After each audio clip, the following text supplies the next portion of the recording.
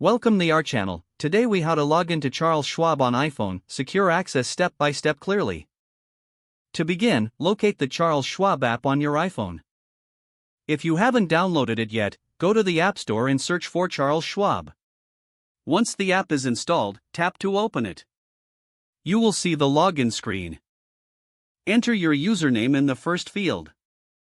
Next, input your password in the second field. Ensure both entries are correct to avoid login errors. If you prefer a quicker login in the future, consider enabling Touch ID or Face ID. To do this, look for the option on the login screen. After entering your credentials, tap the Login button. Wait a moment as the app connects to your account. If your information is accurate, you'll be directed to your account dashboard. In case you encounter any issues, double-check your username and password. If you've forgotten your credentials, click on the Forgot Username or Password link. Follow the prompts to recover your information securely. Once logged in, navigate through your account using the Apps menu.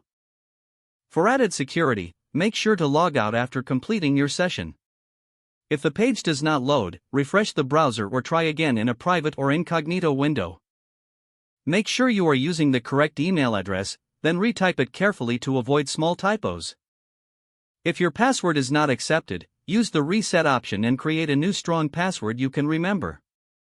Check your spam folder for verification or security emails, then complete any requested confirmation steps.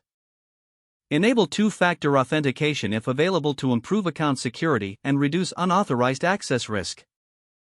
After signing in, review your profile details so your contact information and settings are accurate and current.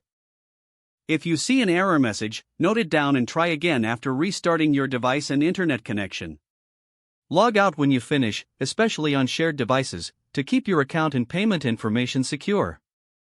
If the page does not load, refresh the browser or try again in a private or incognito window. Make sure you are using the correct email address, then retype it carefully to avoid small typos.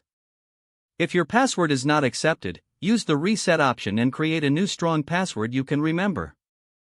Check your spam folder for verification or security emails, then complete any requested confirmation steps.